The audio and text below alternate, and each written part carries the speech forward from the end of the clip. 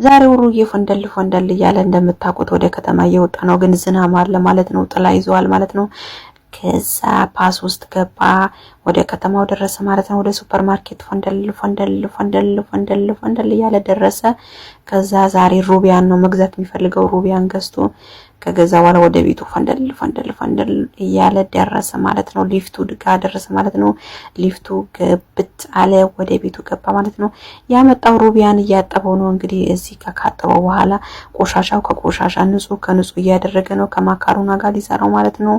ከዛ ማካሩኑ በዚህ መልኩ ከሩቢያን ጋር ስርት አድርጎ ከጨረሰ በኋላ ወደ ሳሎን ሄዶ አይባዱን ከፍቶ እንደምታዩት እንትን የአናናስ ጁስ ሰርቶ ማለት ነው። ከበላ በኋላ እዚህ ጋር ትንሽ ስፖርት ሰራ። ከዛ ሻወሩን ወሰደ ማለት ነው። ፈንደል ያለ ሻወር ቤት ሳሙናም የለውም ግን።